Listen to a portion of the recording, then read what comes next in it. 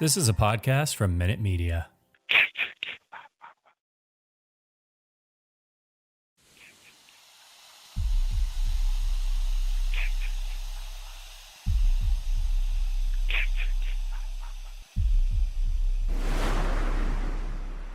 Warning, the following content may contain elements that are not suitable for some audiences. Viewer discretion is advised. Hello, kiddies. This is yours duly, John Kassir, the voice of The Crypt Keeper. And you're listening to Slasher Radio.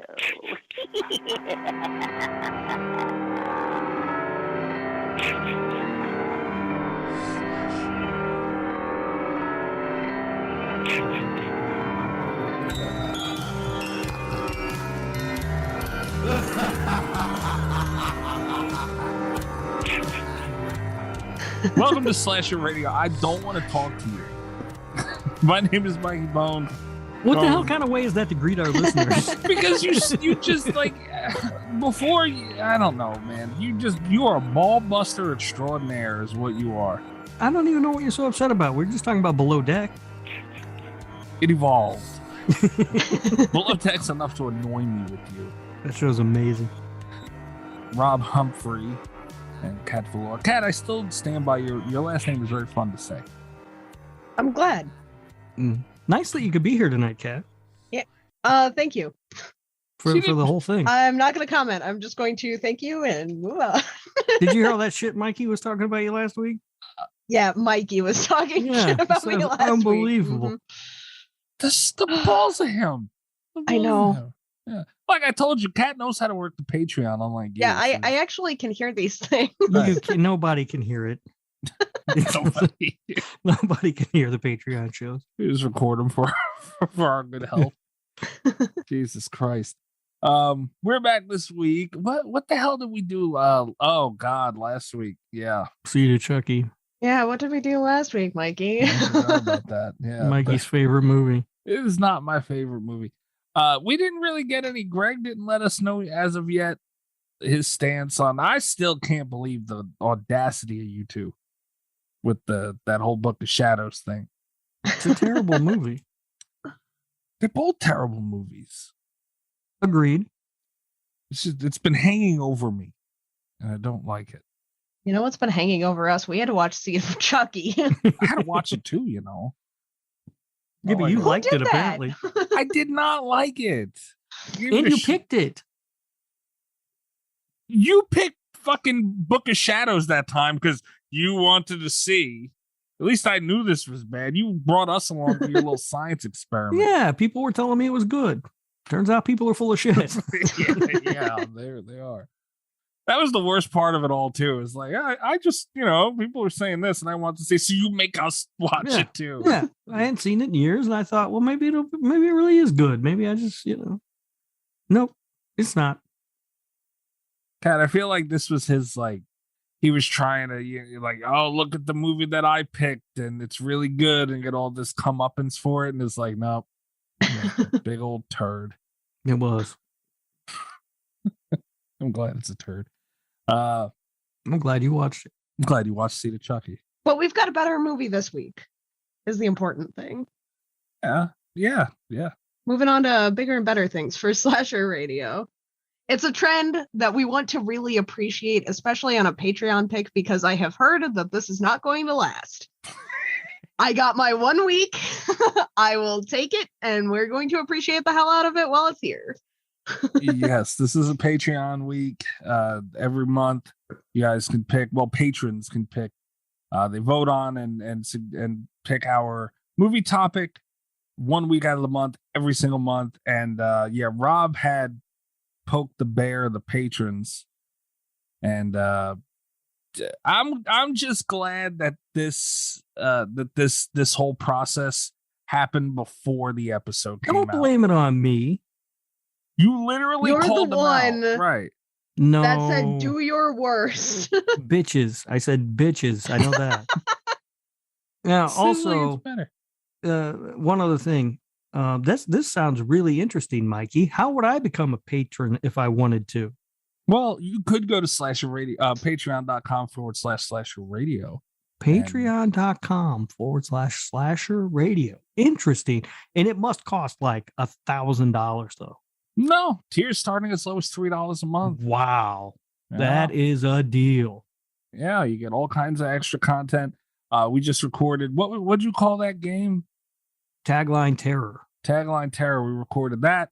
That'll be out on the Patreon. That's already out by the time you're listening to this on the Patreon.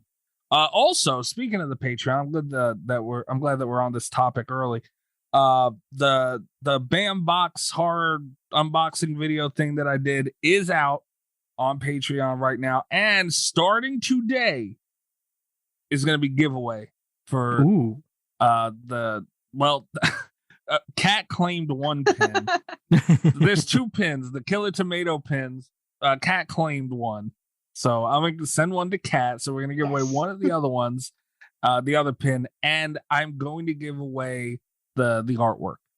Since it's the first one, I'm feeling generous, and I'm going to give that out as well. So if you're not a patron, you better sign up, or that's it. Those are the only people that are in this giveaway. Period. Right. Nobody else. None of you freeloaders. No. You get enough free shit from us. You take and you take and you take. All right. And I did sign up for Horror Pack. Oh, right. Yeah. So I will be getting the June pack. I don't know when the fuck it shows up or anything else, but I will be getting that, and I'll do an unboxing. And, if there's any bullshit in there, I'll give it away. Good way to put it. Yeah. I put it as feeling generous and all that. You can say any bullshit. Yeah, there ain't bullshit in there. And I not for nothing. I own quite a few Blu-rays, so I might get some doubles or whatever. Oh. Could be something good, but I've already got it. I don't know. I have no idea what the fuck they're gonna send me. I don't even know what to expect. Right. And that's fun of it. And you guys get to go through that, the box that I had some cool shit in there, man. Like, it was exciting, and that was kind of shared with viewers and stuff. So next week I'm going to select a winner at random, 2 winners for the pin and the artwork. Whoever's not a patron by our next recording around next Saturday, which is the 4th, which is the 4th. That's the cutoff. So if you're not a patron, you're not in for the giveaway, go to patreon.com/slasher radio to sign up. This is probably going to be a monthly thing, depending on what we get and how we're feeling. So don't miss out. You're free shit. Yeah. Also, we don't have a voicemail, but we have a text message, guys. What? Fucking text message? A text message. Yeah, remember we had one before? We did? We did one time. All right. Yeah, I think it was Brittany on Twitter. If you want to leave a voicemail or send a text message to the show, trace the call. It's coming from inside the house. The number is 917-397-KILL. That's 917-397-5455. You can call up, text in about anything regarding the show, anything regarding horror. We'll discuss it and play it. And this text message is from, they just go by B. Just the letter B. Just B? Just B. All right. And the text was, hey there. Do you get B's phone number? I do have B's phone number. All right. Sign up for the Patreon. We'll give that away too. No, we will not. Text from B. What's the matter with you? B, you better sign up and hope you win your own phone number. Yeah, we gotta put on the website. Greg got it. Holy shit. He be calling B at 4:00 in the morning screaming about fucking who knows what. Jaws the Revenge. Holy shit. We gotta put one of those things on our website, like, we will not sell or give away your information to our patrons. Just to the patrons, though. Everyone else you can have B's number. I'm just kidding. Well, we won't give it away, but somebody want to buy sell it. I mean, B, for the right price, I don't know why anyone would pay a large amount of money for your phone number, but if someone did, I'm sorry. The text message reads, hey there, wavy emoji. I was wondering if you guys heard of the new American Horror Story season based on Freddy Krueger. Anyways, love the show. Bye. Kissy face emoji. Love you too, B. That's Getting awesome. a little fresh, B. I'm not comfortable with all this. Leave him or her alone. We don't know. Face and emojis. Leave him alone. I don't know if you guys heard anything. I did a little looking around on this. There is an image going around I'm pretty sure that's a scam, right? Yes, there's a Freddy Krueger glove, and someone put American Horror Story logo next to it. That I know for a fact that glove is, I don't know what it's for, but it's not for that. And in fact, I used it as a gamer tag like forever ago. Like, I know what that picture of the glove is. And no, the American Horror Story, they're very tight-lipped with their content and their topics and everything. So I don't think we would hear about it until they want us to hear about it. And I know there's a whole rights thing. Like, I think Warner Brother owns Freddy and Nightmare, and I'm sorry. I think this is just something going around. The Wes Craven estate owns the Nightmare on Elm Street rights. Do they? Yeah, it reverted to them at some point, somehow, some way, because I know they were taking pitches at one point for the movie. That's a good thing. Well, that was years ago, and they haven't done shit with it. So, damn. Yeah. I had seen the image floating around, but yeah, we're not that lucky. I hadn't seen the image. I don't know anything about it. Honestly, in my opinion, we are lucky. I don't want American Horror Story fucking around Freddy Krueger. They'll just do something dumb. That's true. I'm probably also be the wrong person to be involved in this conversation of this question, because I've gotten suspended on Twitter over American Horror Story. Like, I don't get me started on them, but I don't think they would do a good job with Nightmare on Elm Street, and I would rather personally them not touch it. But maybe something based on it wouldn't be horrible. We'll see. I will say it's not the franchise I would prefer for them to mess with, because it is near and dear to my heart, and when they get it right, they get stuff right, but statistically it's unlikely to happen.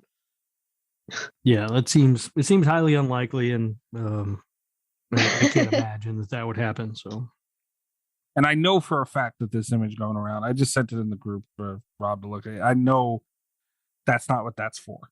So, sorry to burst your bubble, B. I don't know if you were looking forward to that or not, but and that another thing too, like I said, they're like Walking Dead with that. Like, you don't hear what they're doing beforehand. So, yeah. All right. Thanks for texting the show, though, B. Yeah, thanks for texting, B. Thanks for your number. What's wrong with you? You're trying to get us sued. No. B will be a good sport. Could you imagine Greg having somebody's phone number, though? Shit. I don't like that he has our Zooms. It's dangerous enough.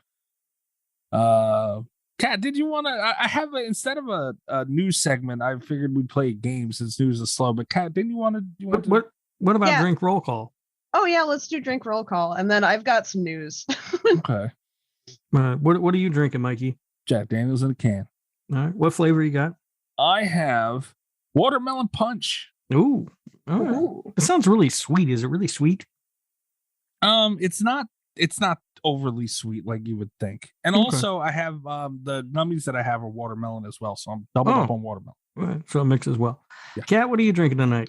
I am drinking red wine tonight from a box. Being very fancy. The best kind of wine. Very white of you. Yeah. Right. Yeah. Right out the box, or do you have a glass? I do have a glass. Okay. I have this is going to make you happy, Rob. I have a Frodo Baggins glass. Well, I don't mind Frodo so much. It was Bilbo, though. Yeah, it was Bilbo. Fuck that motherfucker. I don't think they did Bilbo ones. Yeah. All right. So at least you got a glass. You're not like tilting your head under that little tap thing. That's what I pictured her doing. Yeah. All right. We're not that drunk yet. I am drinking Liquid Death. Tonight. Drinking water. Stop making it sound good. It sounds much cooler if I say I'm drinking liquid death. Listen, if you pay the extra to be drinking liquid death instead of filtered tap water, you can sound as cool as you want. That's fair. Yeah. That's a good point. Yeah. And Mr. Cat's boyfriend thought it was beer. He did think it was beer. Leave him alone. Oh, he's nice. I'm sure he's a lovely fellow. I don't know how he makes his way in the world. I'm sorry. I'm sorry, Mr. Cat's boyfriend.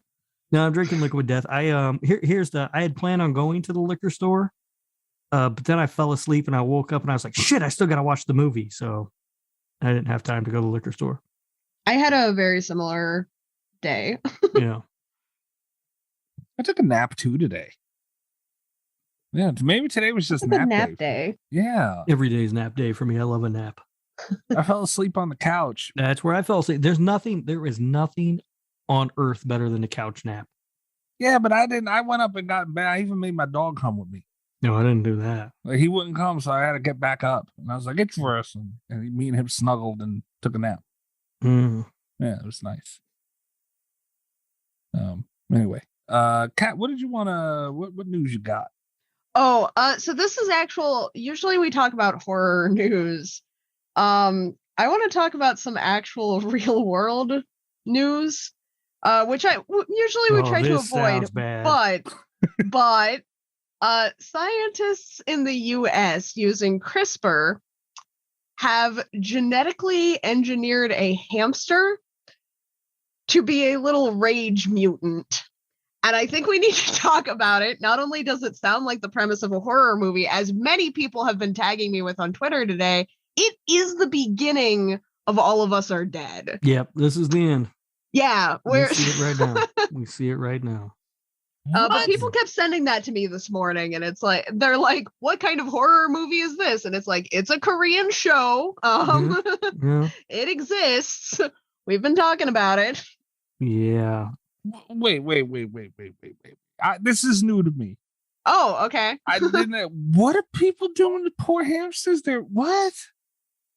So yeah, they've genetically modified a hamster to be more aggressive. In what? In a toaster oven, or what? A toaster? Yeah.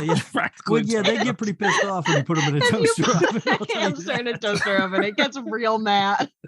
I'd imagine that pissed me off. What were they using to do that now? Using CRISPR. What is CRISPR? It's like a genetic thing. It's as close as you can get to like open source software for genetic engineering. It's very controversial because it's too widely accessible to idiots who can make zombie hamsters. Well, speaking of idiots, I thought it was like a fucking air fryer or something. So imagine a bunch of little 28 days later hamsters running around. That's what they're doing. That's what they're doing. That? Because they can and they're dumb. Yeah. It's why people were mad about CRISPR. And now, sure enough. Okay, I'm high. All right, I'm just gonna put that out there right now. And you guys are putting some heavy shit on me right now. Sorry. So we need to. I gotta people gather. Kept tagging me. Right. So now, like this CRISPR thing. I'm looking at it right now. DNA, all this shit. That is fucking wild, man. I've heard of this CRISPR thing before, which is why I thought it was like a fucking, some kind of glorious microwave. And this is crazy, man. So what the fuck would make people do that with a hamster? They'll do some damage, dude, if you get like a whole pack of those little things.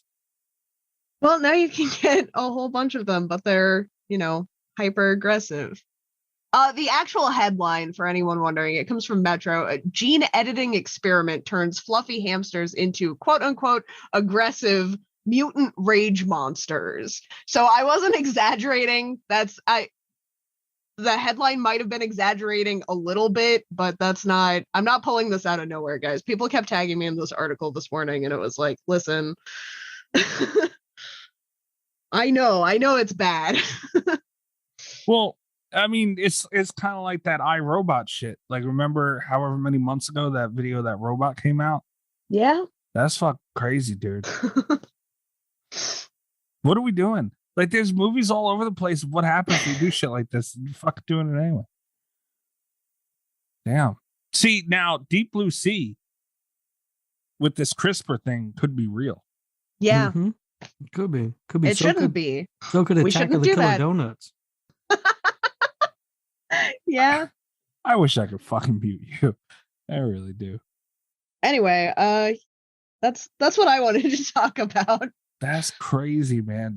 I know that there was a lot of talk for a while about late stage capitalism, you know? Yeah. But I really feel like our problem is deeper than that. I feel like we're at just late stage planet Earth Oh, yeah. at this point, or at least late stage human race. I think some people have seen that like we're heading in a bad direction and they're like, I don't want to draw this out. Let's bring out the zombie hamsters. Like, if that's where we're going, let's just get there. Yeah, we're all going to be dead soon enough. Which honestly, kind of my attitude at this point, where it's like, I'm not going to start working out again. Like, if the zombie hamsters need to eat me, I understand. Well, I don't know if you know this, but I joined a gym. So. Have you gone yet? Or I have not. I have not been there. You're still letting them take your money for nothing. They take my money every month, and I haven't been there. Cancel it. I don't have a bag to go. So cancel it. I can't cancel it. Where am I going to work out if I cancel it? We're not working out now. Cancel it. God. But I think you have to go Now's in there a to bad cancel time to They not make it- be doing any cardio. Yeah. We've They got make it real real fast easy. zombies coming our way. They make it real easy to sign up online, but you have to actually go into the gym to cancel it. And I'm just like, How about this? You give me your address and all that stuff that is needed, and you pay me that money for like a year every month, and I'll cancel it for you. oh, But I don't know. I do see that apparently China started using that CRISPR thing for like dogs, Yeah. and they're like, that's sad. I don't like that shit. I don't know. That's weird. But yeah, they're like making these muscular fucking like that Russian dog that, you know, that picture was a meme forever ago. I don't know. That's weird, man. I don't like They're it. making like an Ivan Drago dog. Yeah, this is fuck. That dog will fuck you up.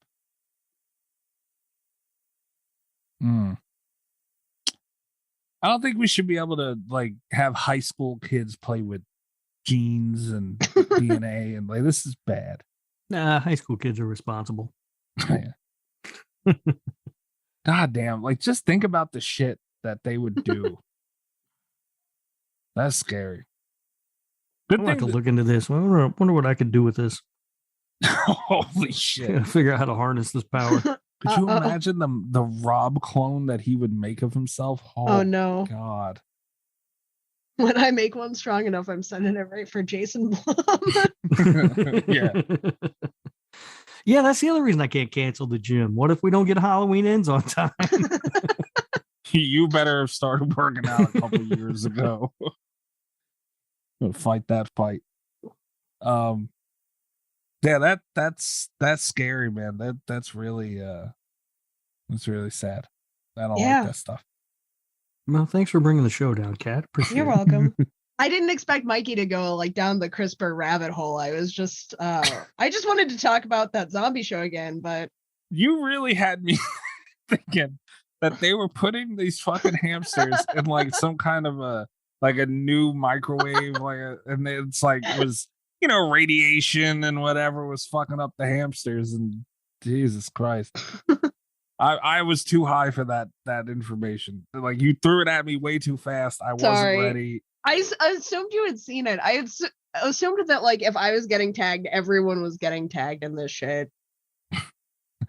It's probably just because I talked about that show so much. Our listeners think highly of you, huh? Oh, Jesus Christ. Anyway, that's what I woke up to this morning, though, also, because like not only had people like I got a bunch of like DMs and stuff where people are just sending me like aggressive mutant rage monster hamster gifs, and I'm like, what did I stumble into? God damn. It's too early in the morning. Kat, Rob, I think they're trying to like get Kat to do something here. Like, why is everybody coming to Kat? I don't know. Yeah, how have I become the expert on this? Sure, feel my pain, guys. Yeah. I say keep sending it to her though, because I don't want that bullshit. I'll just bring it to you. Yeah. I just get fucking gabagool stuff now. Fucking Rob. I don't send you any of that. I haven't sent you a gabagool thing in a long time. But other people do because of you. I can't control what other people do. If I could control what other people do, we'd be living in a whole different world. I don't want to think about that. All right, so I've told you before that the only thing that I think has stopped me from being one of the world's greatest dictators is the fact that I don't have a balcony.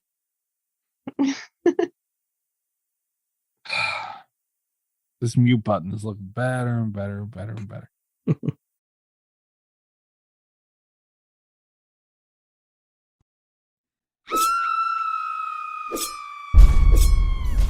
Hello. Do you want to play a game?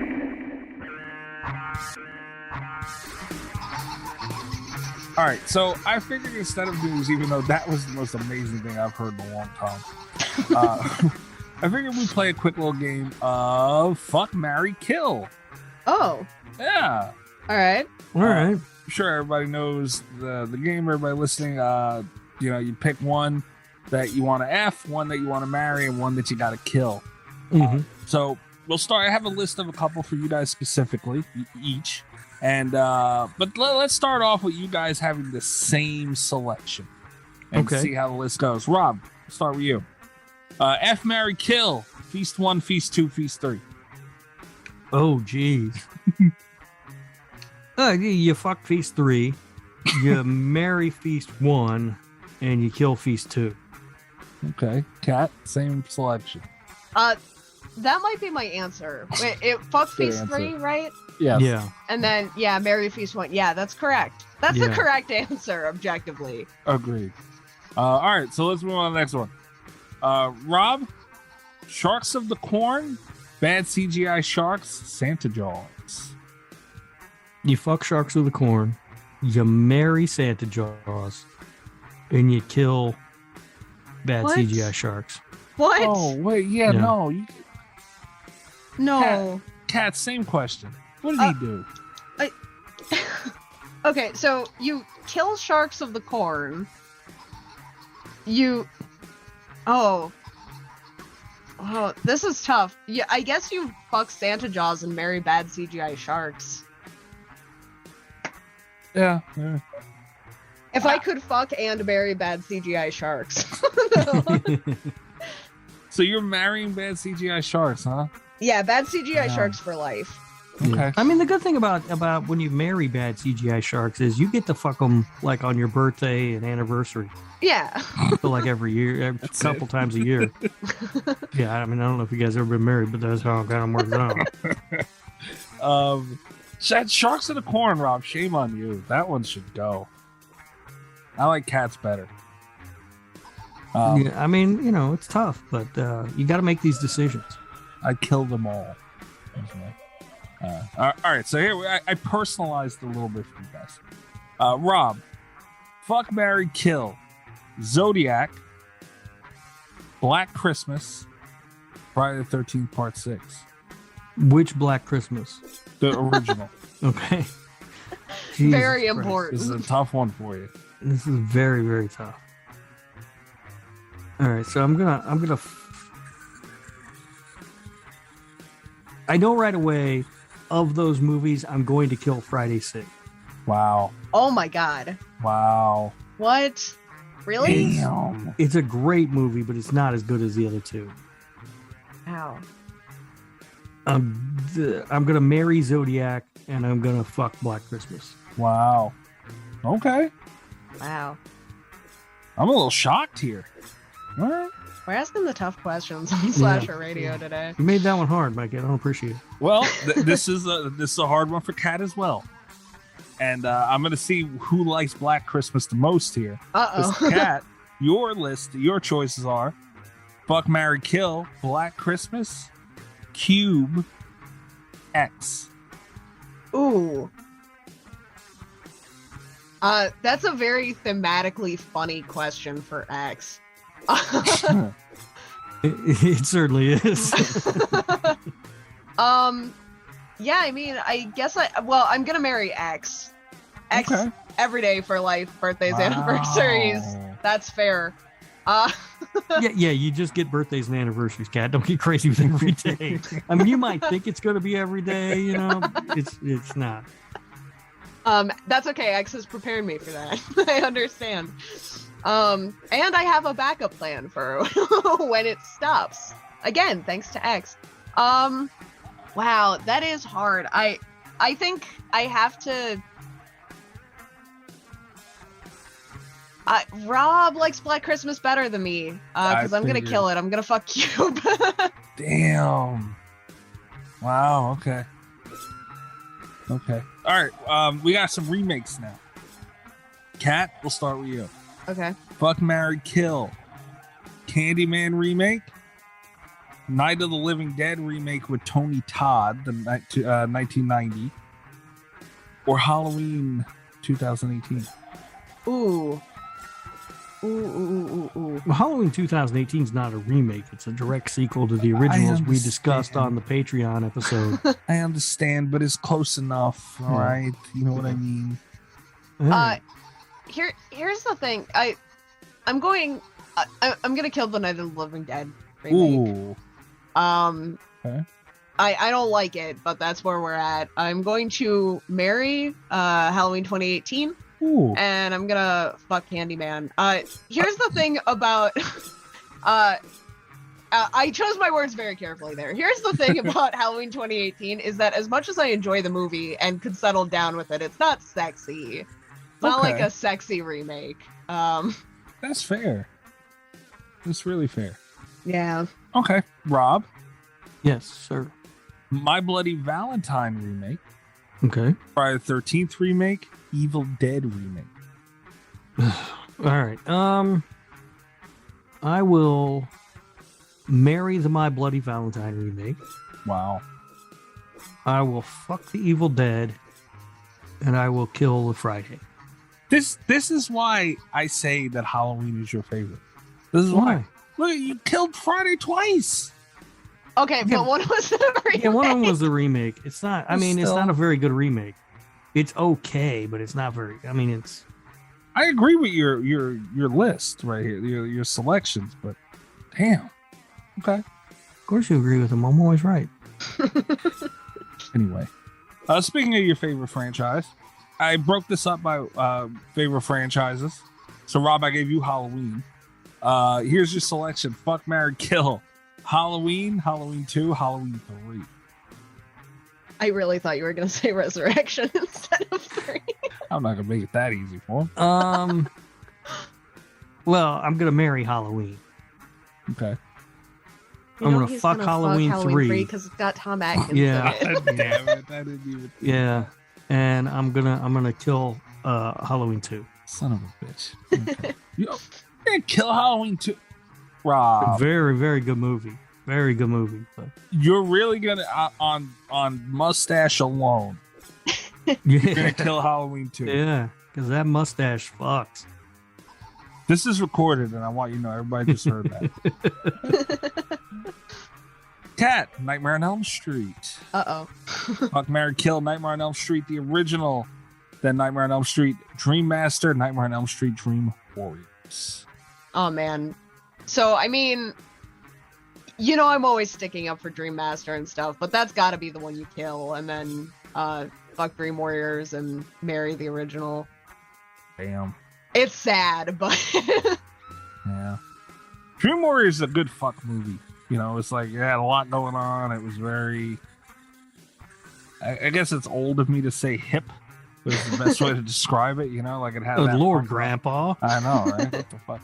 It had that punk rock feel to it, kind of. Yeah, very good. Good list. I agree with Rob's was shit for the Halloween there. You had to know because of Tom Atkins. Perfect. You should be ashamed of yourself, Rob. Just to prove a point. That's what you do. Nice. Rob. Yeah. We have this one is I took this from our Murder by Numbers, and I took our top. Well, you guys' tops. For each franchise. So, Rob, Friday the 13th, Part 6, the original Halloween, New Nightmare. Fuck, marry, kill. I'm going to marry Halloween. Really? Yeah. Oh. I'm going to fuck Friday, and I'm going to kill New Nightmare. Kat, I think I just tricked him into telling us what his favorite. I think was. so. No, because that's not the franchise as a whole. That's just Halloween that one for movie. life. I don't know, Rob, but that's the best of the best. Like you took the best of each one, though. If I were to rank all those movies, like in every franchise, Halloween would still be be number one. Halloween is, in my opinion, the best horror movie ever made. Just leave that there. That's not The Shape of Water. Kat. Yeah. Halloween 2018, Jason X, Nightmare on Elm Street, Dream Warriors. Fuck, marry, kill. Dream Warriors? I know. I just did it to make it harder. Okay. I mean, that is harder. You've got to kill Jason X, right? Okay. As fun as it is to have it on there. And Halloween. I mean, I don't know. Jason X could be awful fun in the bedroom. Jason X could be awful scary in the bedroom. I'm gonna kill Jason X. I think I'm gonna stick with I'm gonna marry Halloween 2018 and fuck Dream Warriors again. Okay. Dream Warriors is fun. Fair Halloween 2018 is fair enough. One game. All right, Rob. Fuck, marry, kill. Terrifier. Halloween Resurrection. There it is. And Rob Zombie's Halloween. Have fun. Oh, you motherfucker. All right. Have fun. I will marry Terrifier. Wow. I will fuck Rob Zombie's Halloween, and I will kill Resurrection. Oh, that's surprising. Rob. Did you do that just to mess with Mikey? No, I'm pretty sure that if All you right. looked at my Halloween rankings, you would see that Resurrection is at the bottom. Come on, man. That's fucking wrong. What the hell's the matter with you? Kat, this is a shit list for you. All right. Fuck, marry, kill, Rubber, Blair Witch Book of Shadows, and Siege of Chucky. Oh, Kill God. them all. Yeah, is killing them all an option? No. I mean, I'm gonna kill Rubber. Nice. Is just how that goes. Oh God. I guess I'm gonna marry Blair Witch. Good choice. And fuck Seed of Chucky. Jennifer Tilly. Jennifer Tilly. All right, that's fair list. Rubber got killed. I'm happy. That's good. Rob muted. He's just seething. You just said Rubber's worse to see the Chucky and Book of Shadows. What's that? It's great. It is. It is. I agree. Work of art. I want to tug at your heartstrings again, Rob. I'm changing this one up. Friday the 13th. This is just franchise movies, not the specific movie. Friday the 13th, Halloween, and The Thing. I'm trying to find out something about you tonight. Well, The Thing doesn't really have a franchise. Well, but it's an entity. I mean, there's two movies. It is what it is, man. Is it enough? What is it again? Halloween, Friday the 13th, and The Thing. Oh. I'm testing I'll move to Utah and marry all of them. No. It's allowed there, right? I don't know. It's actually not. I actually just read Under the Banner of Heaven, and I wish I hadn't. I now know too much about Utah and its marriage laws, and I don't like it. Utah's weird. It's weird. There's something going on in Utah that we need to have looked into. Because they also don't sell real beer there. That's the problem in Utah. They do have polygamy cults, but they're illegal. Oh God. Well, I don't care. You know what? The laws of man are not going to tell me who I can love and who I can't. That's actually like a pretty common stance in the polygamy cults. Yeah. So, that's the answer. I moved to Utah. I start my own cult.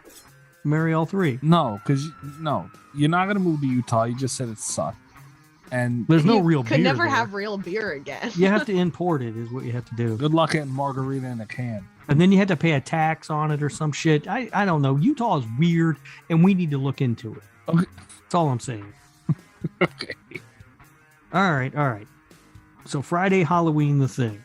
Mm. Even though 2 are franchises and 1's not. Yeah. All right. I'm going to kill The Thing. Yes. Because it's not a franchise.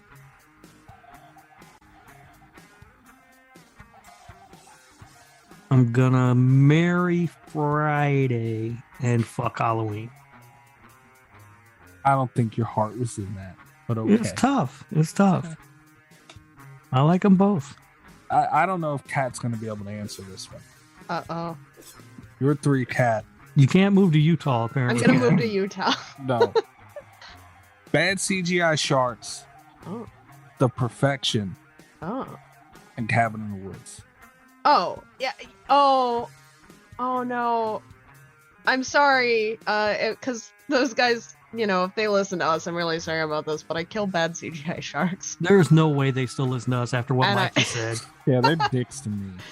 I marry Cabin in the Woods and I fuck The Perfection. Wow. Honestly, I watched The Perfection again this last week, and I would love to get in on some of that. You and me both. It's a sexy movie. Yeah. I hated that movie, but damn, I like both those girls. Crazy eyes. And... Jesus. All right. I have one last one for you guys. And Kat, we'll start with you. Okay. You have to pick between Sweeney Todd, Freddy Krueger, and Benny from Benny Loves You. Oh no.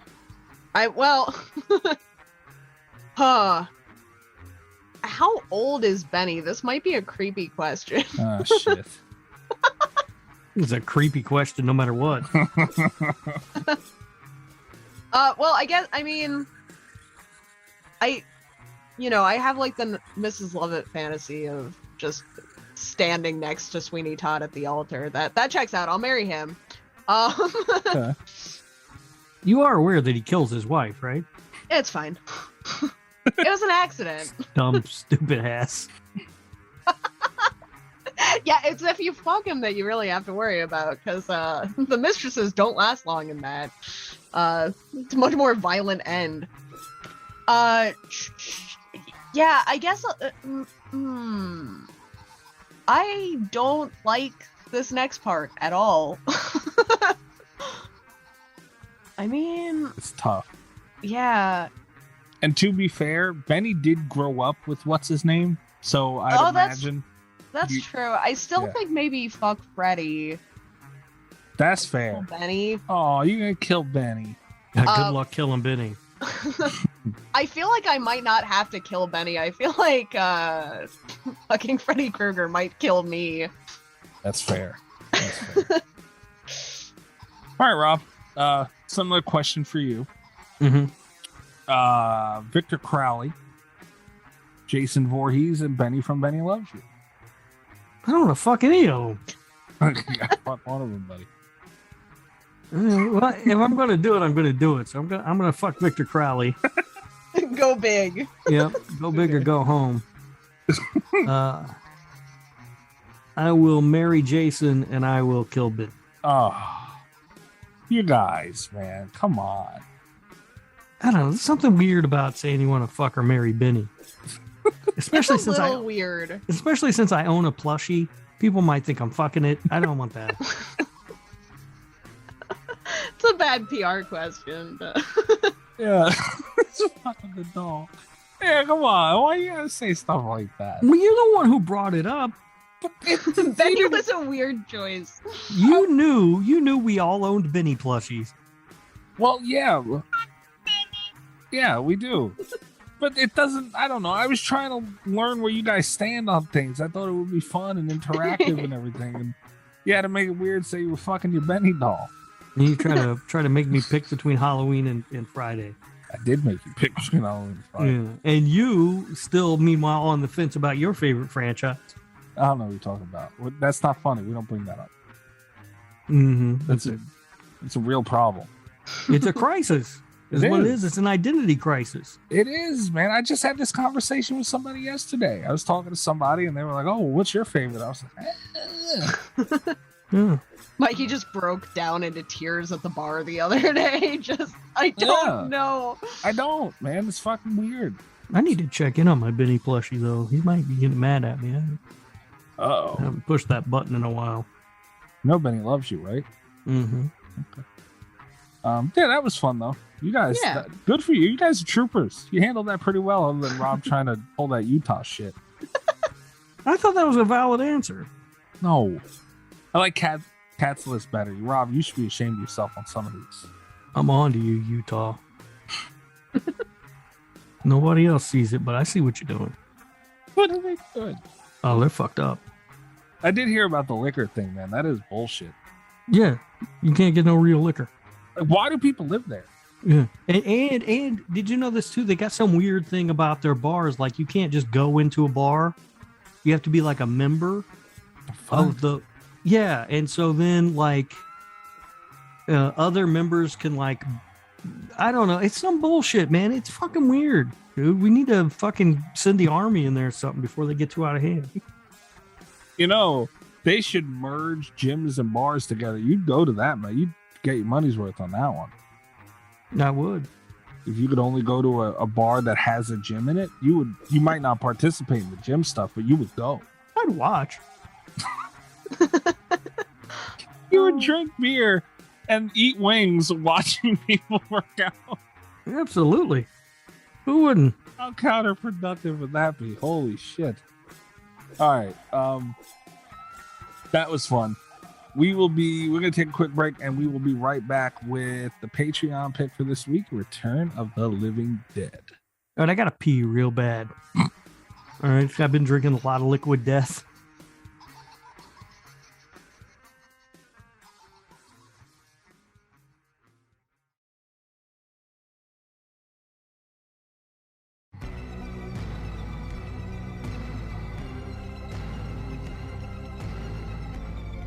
All right. Rob, you like to go over the stuff that didn't make it and everything on this whole Patreon thing beforehand, right? So yeah, I like to know all that stuff. I don't know how to work the Patreon, so I don't see it. This is like our filling you in just on air. Yeah. Okay. All right. We order some food every time. We're just talking about the gym. Now you're gonna order a pizza. No, I might get some breadsticks though. Breadsticks. All right. So the Omen went up, and we got a problem in the votes again, guys. First up, for the first entry was Day of the Dead. That was by Nate, 1985. Very good movie. Nice pick, Nate. Yeah, almost won that one. That was another thing. There was a tie this week. We'll get into it all. So that was Nate's pick, Day of the Dead, 1985. Very good pick. Came in second, technically, since there was a tie for first. Greg actually nominated Return of the Living Dead, 1985. Nice. Thank you, pick, Greg. Dude, this was a Greg pick, believe it or not. 2 Greg picks in a row, 2 very different movies. From Feast 3 to Return of the Living Dead, you're a whirlwind, Greg. And he even put in there, I'm going to be nice for this home. We appreciate it. Yeah. I'm also glad that Rob's words were came out after this was done. Thank God it wasn't Jaws of Revenge. Oh, it's going to go up one day, right? And your bring it bitches didn't help. EyeRChris. Bring it. EyeRChris. I don't know why I thought that was so funny. So stupid. I'm not even drinking. Yeah, you're having water. Lucio Fulci's The Beyond from 1981. That's from EyeRChris. What? I don't care for that movie that much. Okay. But now Greg voted. He put another thing in there. Greg. He's doubling down. Greg. And it's your next, too, on top of everything else. So here we go again. Then Greg, then Chris comments, damn it, Greg, and then put Morbius. What? No. What? Okay, so hold on. I want to go on record. I want to retract my exasperated sigh. I didn't know that Morbius was a joke pick. Yeah, then that was going to be my next thing. Because I actually haven't. Usually I'm in on the Patreon stuff. Usually I see them from the site, but you told me before I could check it this week. So I've spent like the last couple days upset with Chris for no reason. Well, let's be honest. There's always a reason to be upset with Chris. And Kat, don't lie. You can't see the Patreon stuff. No, I can see the Patreon stuff. No one can see it. I'm literally reading from it right now. Yeah, Chris, let me know. Hey, look, if you put it on there, we dealt with the headache last time of this was meant, but that was. If it's on there, we're putting it on the fucking list, and you guys fight it out amongst yourselves. Okay, that's a dangerous policy because Morbius almost won. It did, and that was my thing too. Because Rob, when I had said all this went on the voting, and Rob said that just came out as it even out anywhere, and I looked and I was like, oh. What are the odds it's going to win? And it almost fucked around and won. So there was a tie this week for Morbius and obviously Return of the Living Dead.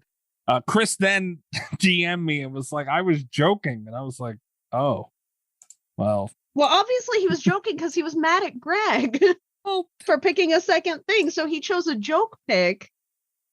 But keep in mind, too, Chris has... Last time we got into the double posting thing was, well, no, Jinx did it. But before that, it was Chris. And you never know with them. They're sneaky. They're dangerous. I'm not getting into another debacle. So, yeah, Return of the Living Dead it was. And because, just no, I'm not doing Morbius. No, not watching fucking Morbius. No one's watching Morbius. No. It is not Morbin time. And then in the comments of the voting post, Chris called out Greg because he thought Greg was the one starting to vote for Morbius. And he said, Greg, I know that's you and I'm disappointed. And Greg said he would never have voted for Morbius. It's funny how they both knew what the fuck each other were talking about. This was a mess this week. I feel like we should have just disqualified them both and did Nate's pick. Good pick. It was a good pick, Nate. Good job. Yeah. But here we are, Return of the Living Dead, 1985. Also a good pick. Very good pick. Greg has range. Mm-hmm. Beast 3 to this. Here's my concern about Night of the Living Dead. Here's my concern about Return of the Living Dead. I'm afraid to say this. Because usually when I say this, something goes terribly wrong and Rob gives us sad trivia. But my fear for Return of the Living Dead is that hopefully we're all on the same page, that this is a great movie and there's not going to be a ton to talk about. Right? Yeah, I had the same fear. Mikey? I'm just kidding. I fucking love this movie. Okay. This movie's amazing. I do have a little bit of I'm not going to get into it just yet. I'm going to wait. I'm going to be patient, but I do have a couple of I have a few minutes of review material because I did a deep dive into Return of the Living Dead reviews today. Because again, I was worried we wouldn't have much to talk about. I also have some trivia. Nice. To help us. And it won't be sad this week. Have some stuff to talk about. But yeah, now this movie, are you kidding me? This movie's amazing. I agree. And I mean, hell, we got to look at Thom Matthews. Yeah. Friend of the show. Love Thom Matthews.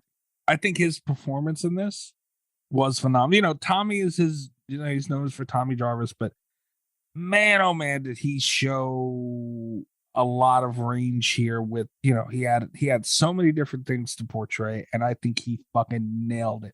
He was great in this movie. Absolutely, yeah. So one thing that I do think is really interesting, something to talk about, I really like the portrayal of zombies in this one, which is very interesting because they hit all of the marks of things that I usually don't like to see in zombies. But it was very stylistic. It was very cleverly done. It set a lot of trends. And I think it's really interesting that even though, there are so many like big zombie movies out, they became like such a giant trend. Like a lot of the like cartoon, like a lot of the pop culture zombies that you see, when someone's making a joke or something about them, a lot of that is that like brains moaning kind of zombie that originated in Return of the Living Dead, which I think is really interesting because it's not a movie that gets brought up as often. Yeah, I mean, I noted that.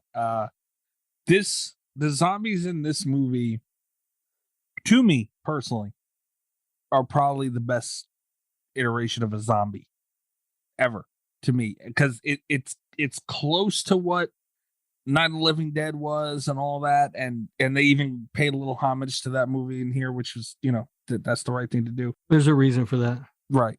But I think that was there, but they also did, like, when the zombie fucking called in paramedics or whatever, called them. That's fucking perfect. More dude. cops is like takeout. Right. It was awesome. And then even at the end where Thom Matthews is like he's like haunting her and taunting her, and that from a zombie is fucking awesome, dude. Love it. Yeah. Not going to argue too much about anything anybody said about this movie. I love all the performances in this movie. I think everybody is spot on. I don't think that there's anybody who does a bad job.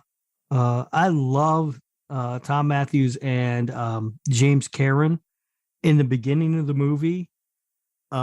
Just after they have released the gas or whatever the hell it is, they are so goddamn funny together that I wish we had gotten a series of comedies just starring the two of them as like an Abbott and Costello type comedy duo.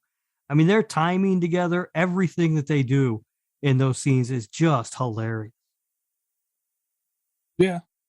And you know, that's the thing too, like when they were going back and forth in the office even before that, like I feel like the reason how it happened is great. You know, it's unique. We haven't seen it. Hell, we get a fucking reason. Usually it's just, well, here we are now. This happened. We don't know quite how. And then someone bit someone and it spread. Like they stood away from that. And even nowadays they don't do that. They're not unique. You know what I really appreciated about the reason is that they had the setup with the army guy that had to be, you know, you get to meet his wife, and they have the whole like I must be reached 24/7 kind of thing. And it's like it was just a little extra thing, but it made it less of like a non sequitur when they're like, oh yeah, the army gave us some living dead, you know? Right. Yeah. No, this movie, damn it, I had a great point. Now I don't remember what it was. And I'm only drinking Liquid Death. Yeah, drink margarita in a can, man. But yeah, I do like the setup of this movie. And I know what I was going to say. Thank God, a zombie movie that actually says the word zombie. Oh yeah. Yeah, which you never get. Absolutely was thrilled when he said zombie. Now I think he only says it once, and it's when we're talking about Night of the Living Dead. But yeah, I'm do you know happy. if this is the first zombie movie to say zombie in it? I don't know if it's the first, but it is certainly one of very few. Even today, they don't say zombie. So yeah, they always kind of. Like, and sometimes I think it's very cleverly done. I really like in Shaun of the Dead, you know, the whole Z word. Sometimes it really annoys me because they're like, what can we call them? It's not zombies, you know, and they come up with like something else ridiculous. And it's like, okay, well, we know what they are. And especially in like contemporary horror movies, it's like, if you see anything lumbering at you, colloquially, you're going to call it a zombie. Right. Yeah. I think another great way to look at this movie is the scene specifically that did it first. I guess I don't know that it shines so bright at me when it cut from that, you know, with what's his name was showing Thom Matthews around, and this is this, that's that, and then they cut to the kids walking down the street with the boombox and everything. Man, in the 80s, that was like, dude, that was like this. To me, was one of the most modern 80s movies, like just something that screamed 80s fucking perfectly. That's like shit that at least me, I seen like in the 90s, you know, like when they would show shit and it was like it just fucking hits home for you.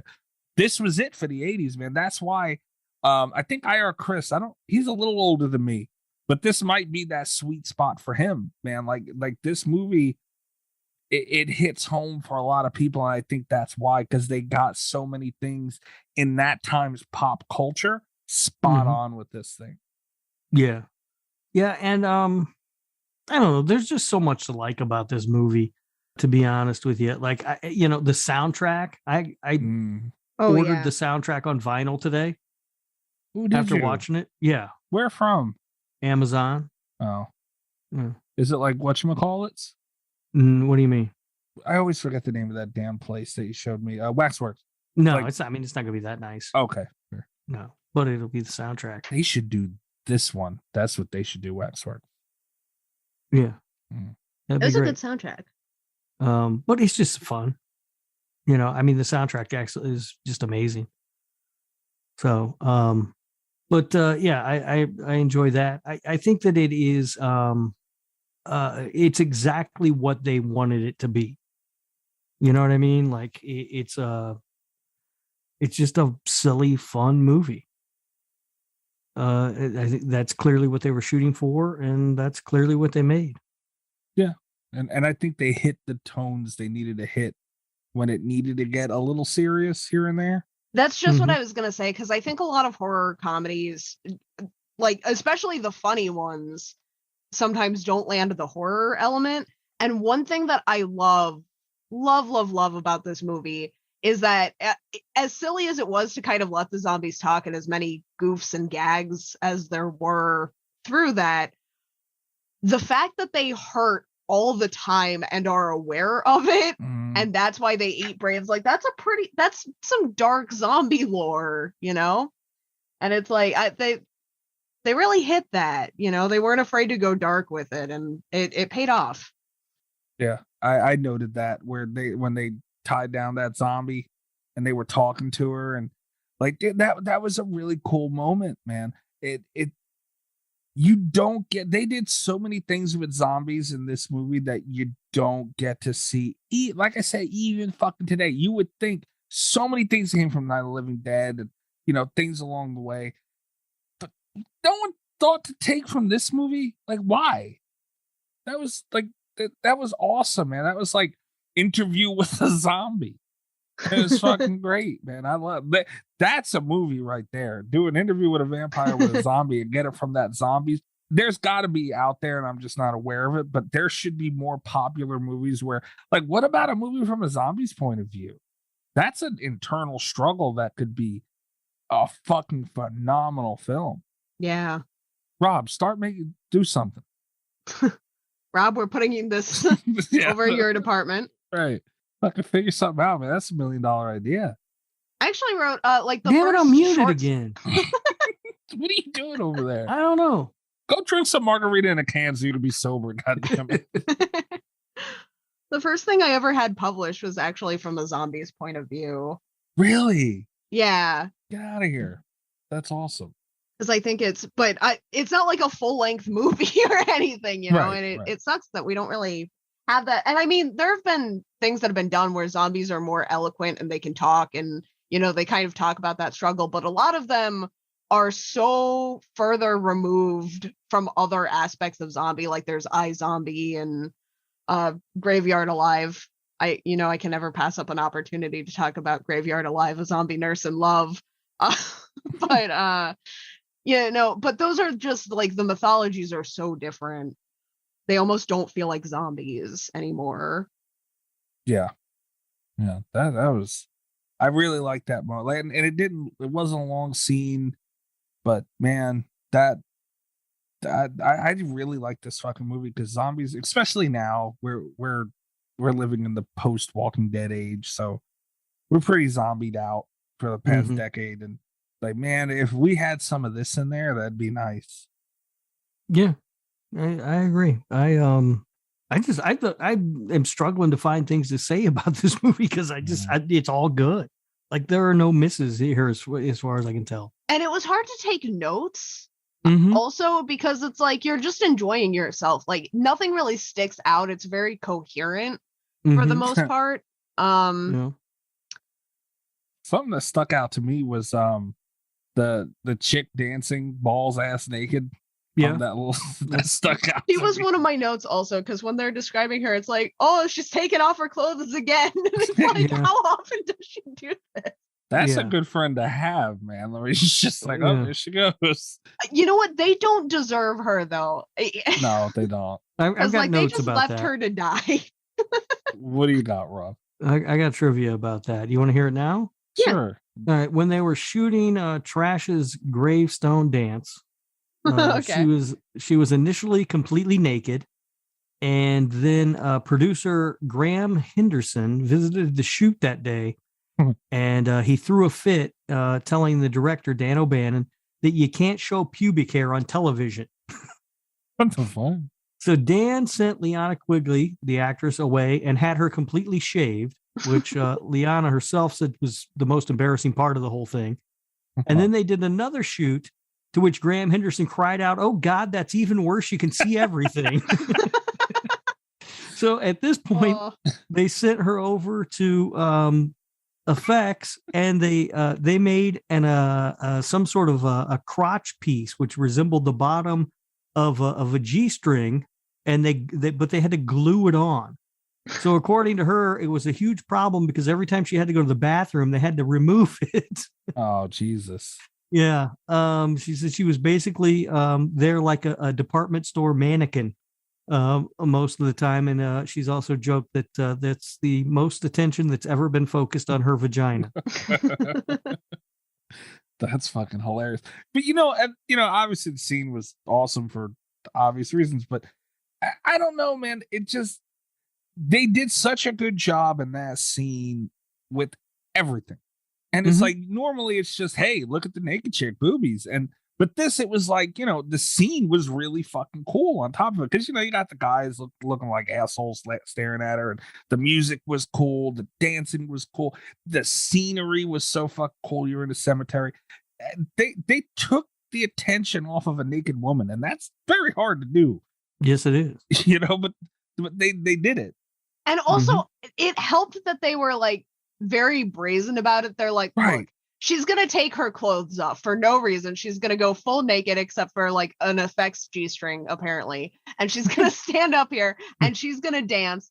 And we're just going to lean into the fact that it's a little bit ridiculous, Yeah. And it's like, if they had tried to come up with an explanation for it, it would have been worse, But they're like, hey, this is what we're doing. We're committing to it.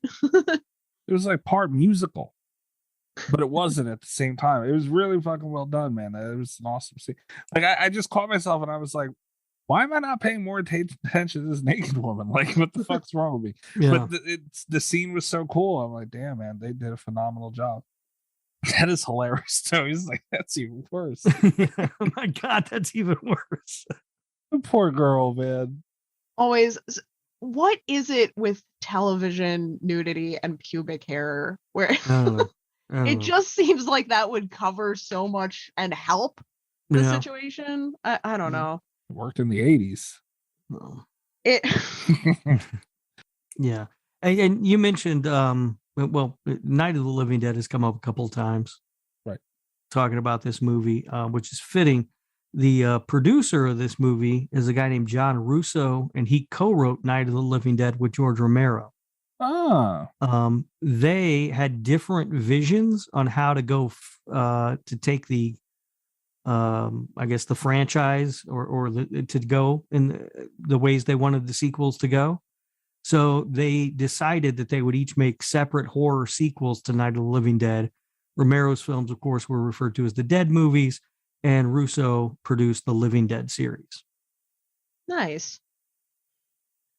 Man, I like the Living Dead zombies better, dude.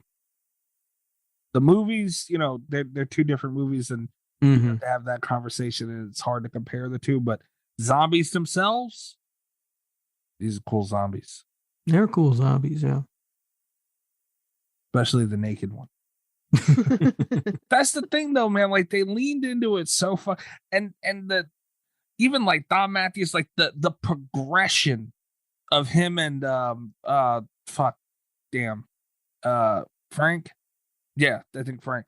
Like the progression of them as they're getting sick, and then it starts really. They did such a good job, and it was so subtle at first. Because I remember first watching it, and I was like, "Man, they starting to look like zombies a little bit." And before it got noticeable, but they had it in there, just step by step, and they paid attention. Yeah, they did a really good job with it at first. It wasn't super noticeable, but you could see they were getting paler. Yeah. They did a really good job with the makeup on that. Yeah. And then they had his tongue orange, and it was fucking awesome, man. Mm-hmm. Yeah. The movie features 2 Friday the 13th alums, Tom Matthews, obviously, who played Tommy Jarvis in Part 6, and Miguel A. Nunez Jr. Did you guys recognize him? Yes. I did not. Yeah, he plays Demon in Friday Part 5. Oh. He's murdered by Jason in the outhouse. While his girlfriend sings him a song while he's trying to poop. He looked familiar, but I am not good enough with faces to be like, outhouse guy. Yep, same guy. And I also looked him up on IMDb. He has done a ton of shit. Dude fucking works. He looks like Arsenio. A little bit. Juana Man, too. The movie was released in Germany under a title that roughly translates to "Damn It, the Zombies Are Coming." That's an awesome title. The back of Freddy's jacket in the theatrical version, the words "fuck you" are displayed. After realizing that they couldn't use that if it was ever shown on TV, they shot it a second time with a second jacket, and it says television version on the back. That's funny. The lead pipe that Clu Gulager uses in the movie is actually made of rubber. He initially used a real pipe, but the crew snuck it away from him and replaced it with a rubber one, as Dan O'Bannon was worried about Clu's frequent angry and sometimes violent outbursts on set. Holy shit. Oh, God. How many people has this guy beaten the shit out of? Right? Wow. It's like Bobby's thing with the hose. They hide shit on him. Holy shit. That's funny. On the DVD commentary, Dan O'Bannon claims he was surprised at how many women were in the initial audiences and said if he had known he'd have such a large female following, he would have shown Freddy naked as well.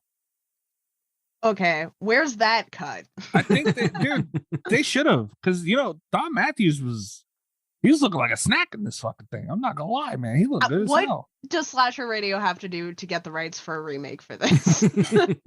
I've got ideas. I don't know if Don Matthews is gonna look the same naked now, cats.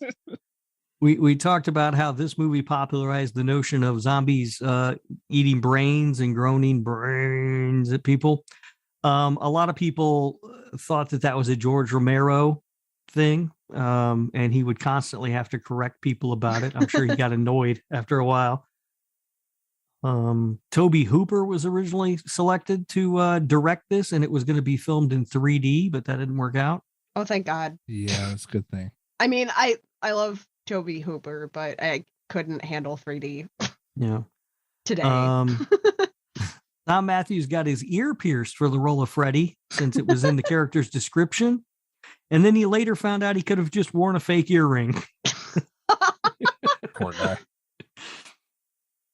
The scene where Tina falls through a broken step was done without the actress Beverly Randolph's knowledge. Oh my God. Director Dan O'Bannon had a false step put in while she was at lunch and then told her to do a test run up the stairs. Oh my God. She was banged and bruised up as a result and not happy, I would imagine. What an asshole. Before you continue, like that, see, they did everything right in this, because even in the beginning, it's like, oh, that third step's a bitch. Yeah. And, like, they planted seeds. I love when movies do that, and I feel like they don't do it as much anymore. Yeah. And then the last thing that I had is that the character of Ernie has long been rumored to have been a Nazi. He shares his name with Ernst Kaltenbrunner, something. There's also some character details that indicate this. Ernie listens to the German Africa Corps marching song that has a name that I cannot pronounce while he's listening to his Walkman while embalming bodies. He carries a German Walther P38 gun. He has a picture of Ava Braun in his morgue. He refers to the rainstorm as coming down like, and he uses some German phrase. And he knows his way around the crematorium. So that was rumored for a long time. Dan O'Bannon in the DVD commentary says that indeed Ernie was intended to be an escaped Nazi in hiding. Thank God, because what if like all that stuff was true and then he was like, no. What? That was just an accidental picture of Ava Braun that we had lying around. It's like, what? How do people put that shit together? Like he was supposed to be in a state. Like who the fuck? Like I would have never. That's crazy. Yep. And that's all the trivia that I got for the movie. That's funny. I can't get over that. That's worse.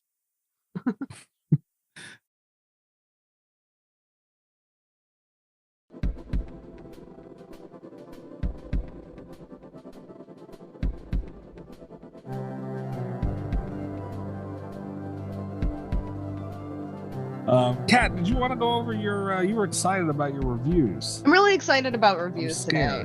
Yeah, I went down a bit of a deep dive for this.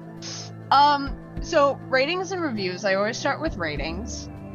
On IMDb, The Return of the Living Dead is rated a 7.3 out of 10. On Rotten Tomatoes, it has an audience score of 79% and a critic score of 91%. Yeah. Understandably, let's get the good review. Let's talk about the good review first. Because normally I take one good review and one bad review. I found exactly 5 bad reviews of Return of the Living Dead today, and one of them was just not good.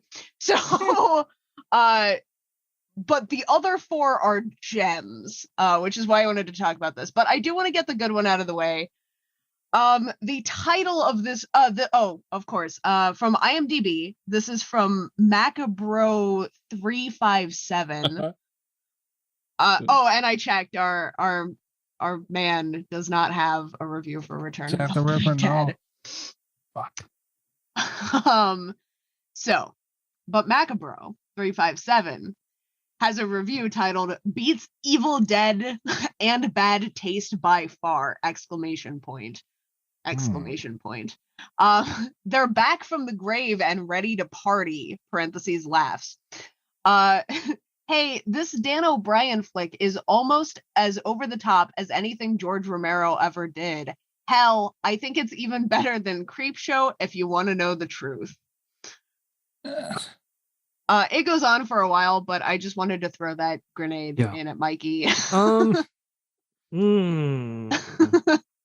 Just some food for thought. Like, what did it have to do with Creepshow? Nothing. It was a Romero film. Yeah, no, but come on. Like, they're two completely different things, though. I just really like it because it starts as like, oh, it's more over the top than Romero's other films, and ends with, it's better than Creepshow. Yeah, it's like, I don't know. It's hard to compare this with Night of the Living Dead. It's just hard, man. I think they were both equally is a rough word because Night of the Living Dead was what it was, but this is up there, man, to me. It just doesn't get the credit that Night of the Living Dead does, but it's up there. Well, you can't really compare the two because they're two completely different things. I mean, that was right. The whole reason him and Romero split after Night of the Living Dead. Right. I mean, critically, the Romero films are better. Right. But they're not more fun. No. And I think as far as influence, obviously Romero's got it with Night of the Living Dead, but that's the crime of it to me. I mean, Romero, not to take from him, but I feel like zombies should have been taken from this movie as well. And it just, it just wasn't for whatever reason. I mean, we'd have some better movies out. Some of them could have used these zombies. All right. Now, for some bad reviews. That wasn't these the are bad ones. no, that was Damn. the positive one. Holy shit. The bad reviews all come from IMDb. Also, we have one from Horror-ible Horror Films. It is called Not the Worst, an enjoyable bad horror movie, but it is given 4 out of 10 stars. I give this my personal highest rating for bad movies, 4 out of 10 stars. There are many movies worse than this. And then in parentheses, Titanic, for example. What? This was directed decently, I must say. Yeah, the Titanic, for example, I knew immediately. It's like, oh, we've got to talk about this shit because that's just like a random thing to throw under the bus. It goes on for a little while longer, but it ends with, oh, and if you call the 1-800 number they show on the barrel that contains the poison military gas that turns people into zombies, it's a phone sex number. That's fucking awesome. I cannot verify if that is true, but I do think it's very interesting that they called it. Yeah. I'll let you guys know tomorrow. But but like, this guy's got to be drinking margarita in the can, dude. There's like, what the fuck? There are worse movies like Titanic. How are you going to even begin to compare Titanic? And then he would only give it a 4 out of 10. Yeah, and he thought that. He had that thought and he was like, people are gonna need to know this. I'm gonna have to put this on IMDb right now. I thought a crisper was a fucking microwave and shit. And I'm calling this guy a fucking idiot. Man. Like, what the stupid ass. Wow. Okay. All right. Our next one, we've got from RMax 304823. 2 out of 10 stars. And this is every human being faces eventual dissolution. Our most monumental curse is that we know it in a way that, say, a dog does not. The funerary practices of our own civilization can be seen as attempts to build a cocoon around the dead to shield them from the living. Even when we see the corpses, they are coyly painted, drained, and stuffed. They bear as much resemblance to a living person we knew as one of those serving suggestions on the carton of a prepared dinner bears to the actual contents. The corpse lies there quietly, soberly, as if deep in thought. It does not sweat. It does not have dandruff or bad breath. And maybe that's the way we should remember the living. Some commentators have found scenes near the beginning of this film in which the dead and buried claw their rotting way out of the ground to be haunting and beautiful. I cannot imagine why. This Romero clone is even more loathsome than the originals. Zombies stagger about, banging on doors, falling to pieces, contaminating spaces with foul odors, offending the sight. The supposedly amusing lines, "It hurts just to be dead," and this isn't just a punk outfit, it's a way of life. And the German accented embalmer listening to Wagner while he plies his trade are not in fact amusing. You know who would find movies like this enjoyable? Those with perhaps the bodies and certainly minds of 12-year-olds. It is difficult to imagine an audience of mature people who have had any contact with dead bodies before they were prettied up, finding anything to hoot and clap about. Films about ghosts can be funny if embroidered with anything like elegant wit. Films about rotting corpses doing their best to devour the living are kind of depressing, despite the wisecracks. The final gag is the best. The military, not knowing how to deal with this eruption of zombies in a small town, drop an atomic bomb to destroy the entire community. There is a real knee slapper for you. All right. Well, that guy can eat an entire dick. An ass to go with it. Yeah, like a whole, just the entire fucking thing. Fuck that guy. First of all, with his bullshit writing style, trying to sound all fucking. I tried really hard to find just like a quote, and then it's like, you guys have to hear. I had to read this. You guys have to hear this whole thing, like, so that you understand. Yeah, that guy, seriously, he can eat a candy bar right out of my ass. You put candy bars in your ass now. He will for this guy. For that fella to eat. Yeah, you're writing on IMDb, bro. Calm down. Right, yeah. Fucking dipshit. I don't even know what the fuck he's going on about. Like, it's just stupid. He does. I don't know. People really think who the fuck they are sometimes, huh? Yeah. What was his name again, Kat? Oh God, I just clicked off of it. Oh, all right. It was a long number. Okay, well, whoever you are, I hope it was Snickers lover.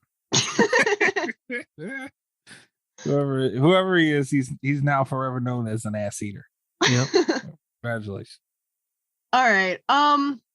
Return of the Living Dead. This one is not rated. I absolutely hate this movie. I can't stand horror comedy, and the enormously overrated Turkey Return of the Living Dead is as good an example of anything as Just Why.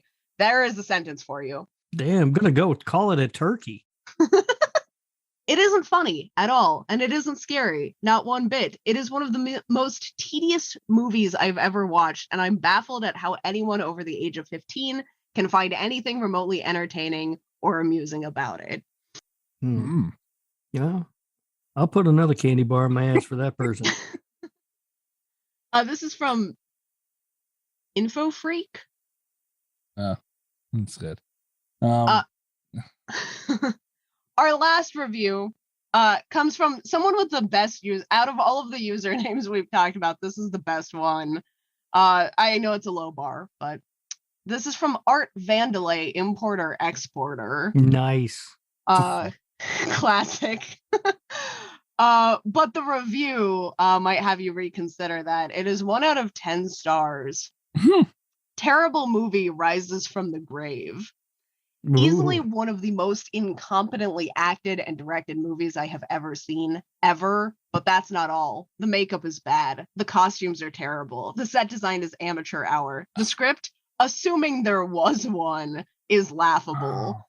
This movie is so bad it barely qualifies as drive-in camp. It has all the hallmarks of being funded by the Canadian Film Board and made by Cronenberg.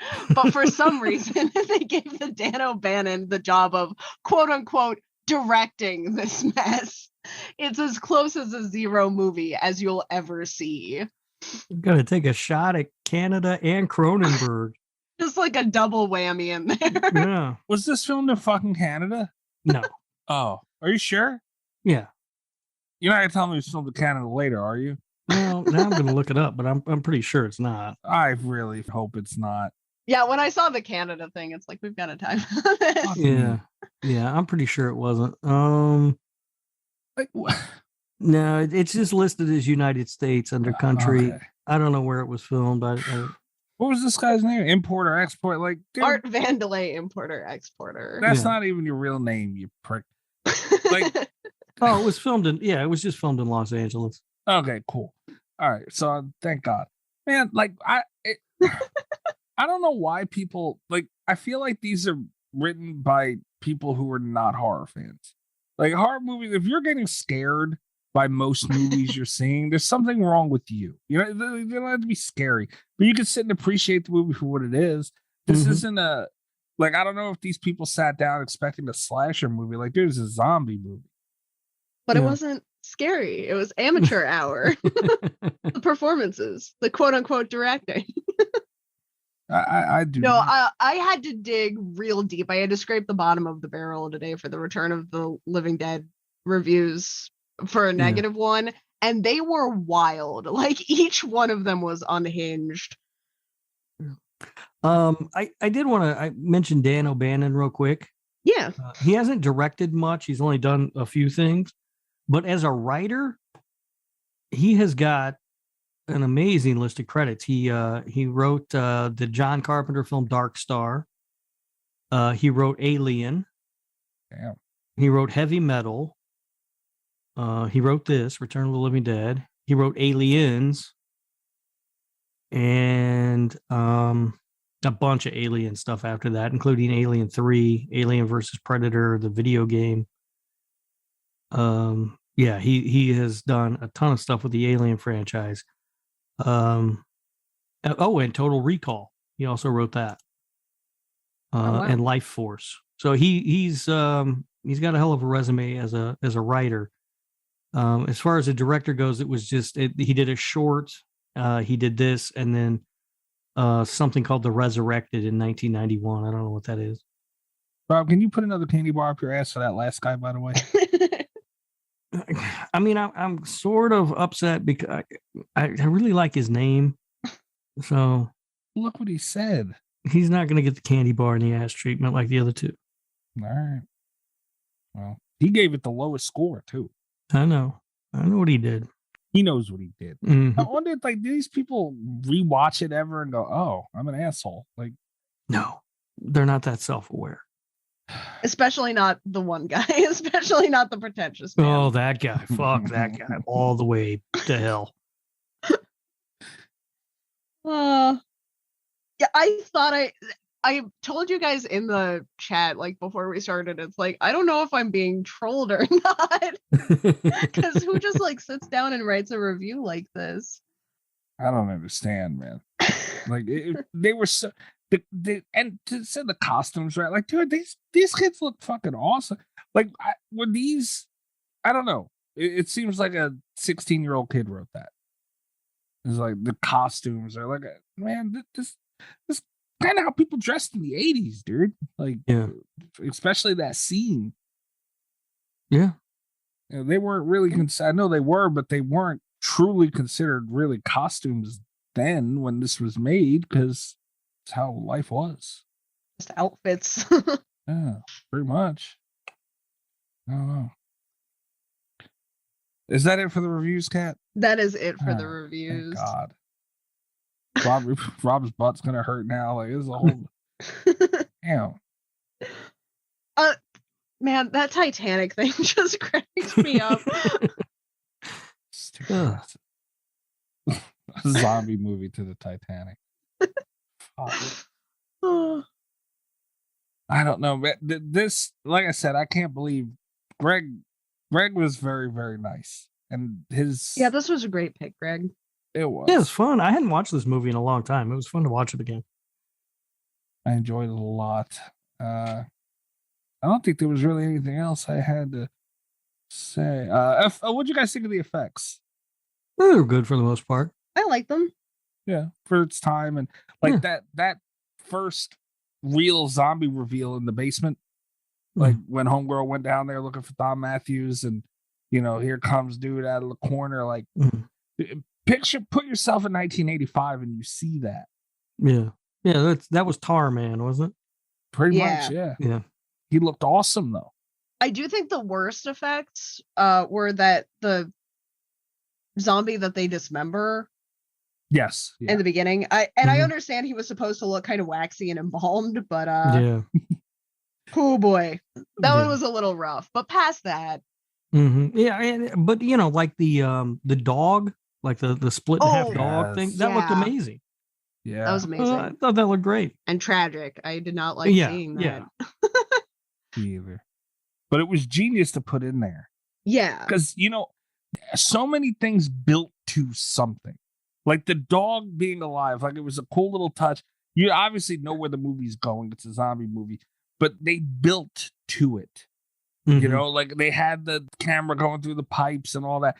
Build to something, man. Like that's what fucking movies nowadays are missing a lot of times. Not all the time, but a good amount of time. It's getting better. But horror movies they just don't fucking build to anything, man. They just throw a couple jump scares and then you got a fucking Conjuring movie. Like, I don't know. It's weird. And like they actually built to shit here. And it was nice to see. It's really nice. But I'll admit, when the zombie came out of that room and it was just a bald, naked dude fucking running at somebody, I laughed so hard, man. Every time I laughed so hard. It's fucking funny as shit. Right. I mean, there are some things too, like when he's showing the kid around at the beginning, he's like, here's the skeletons that we get. They come from India, and you're looking at this thing like that's clearly a plastic skeleton that came from Party City. Right. But who gives a shit? It doesn't matter. Who cares? Oh, and I think it was really genius to have it. I don't know if it was written this way or if it was written with budget in mind, but having it take place in a medical warehouse, because there were so many there were very clearly empty cardboard boxes around that were just labeled with random science terms. There's one that's just like beakers, and you're like, all right. There's the beakers. Yeah. But like it worked. It all worked together, and yeah. It was great. Yeah, no complaints. Fun movie. Enjoyed it. All right, so we're ready to Portnoy this bad boy? Yeah, who wants to go first? Does anyone have their Portnoy ready? I always have mine ready. Sure, Rob has his ready. Excuse me, sir. Go ahead and let's hear it. All right. Like I said, this movie, despite what those dumbass reviewers had to say, I really thought all the performances in this movie was great. I thought the humor hit really well. I think it's a very funny movie. The soundtrack is awesome. Watching it as a grown-ass man, I don't find it scary at all. But I do remember the first time I saw this movie, I was at my friend Eric's house. We was having like a sleepover, like 5 or 6 of us there. And we watched it late at night after his dad had gone to bed. And I was probably, 10, 11 years old. And it did scare me then, Yeah. And I think that's all they were going for, right? Obviously, they had a certain idea of what they wanted to make, and I think they hit it spot on. I give this movie an 8.2. Damn. Okay. I'm gonna start calling you Willy Wonka. What? Pulling candy bars out of your ass. You brought up the other guys. They review people again. Call you Willy Wonka. All right. 8.2. I think I'm gonna land at an 8.9. Wow. Yes, I really enjoyed this movie. Music was big, and and that's coming from someone who doesn't really listen to rock music, and I still thought it was fucking jamming. I feel like a lot of movies missed out by not taking advantage of the mold that was laid out for zombies in this movie. I loved the zombies in this movie. The effects were great for what they were doing. And contrary to one of the candy bar people, I thought the acting was great. Another important thing was I was interested in the story that they had going on, the main story, and I was also interested in what was going on with those kids. It's very hard to get like that 2 separate storyline thing and both of them be good. 8.9. Wow. Yep. Well, I'm glad I'm getting to go last. I had 2 Portnoys written down for this. When I finished watching the movie, I was like, really solid movie. Had a great time watching it. I ended up giving it a 7.9, but then like throughout the day as I was thinking about it, it kept getting like higher and higher because it's like, man, this was really good. And I thought about the soundtrack, and I was still giggling about the police officers getting munched on. And by the end of the day, by the recording time, I have it at an 8.3. Okay. Which I'm going to keep as my final score. Fair enough. So we have a Slasher Radio approved movie. Yes, 8.5. Is this the first of our Patreon picks to get Slasher Radio approved? Slither, I think, right? Oh, yeah. Yep, Slither and Feast 3. Yeah. 1.1. Yeah, I mean, I always liked this damn movie, and you look at things like Walking Dead, and that's one thing. Walking Dead there was like a rumor that the zombies were going to talk one season, and it was like, holy shit, because they had like a little cliffhanger teaser for here's what's going to be on next season, and it was like the fucking whisperers. Yeah, it turned out to just be them. But that everyone was fucking really excited about that, and that would have been fucking cool as shit, and it could have evolved into this, man. Like they really could have taken that opportunity to do something different and do something fresh and take advantage of this awesome mold that Return of the Living Dead put there, and just nobody decides to do it. So that's a miss on them. Fuck them mother. Yeah, it was a miss. I think that on the surface, when you first see the characters in this movie, it's easy to dismiss them also and just kind of go, oh, these are just your stereotypical horror movie characters or whatever. But I actually think that most of the characters in this movie get a little more depth than I was expecting them to. It's subtle, but it's there. Yeah. And there's a lot of characters, so it's hard, but I would assume it's a hard thing to pull off, to give them all sort of their own individual personalities and that sort of thing. It would be much easier just to stereotype them and throw them together. But they do a really great job, I think, with that. Yeah.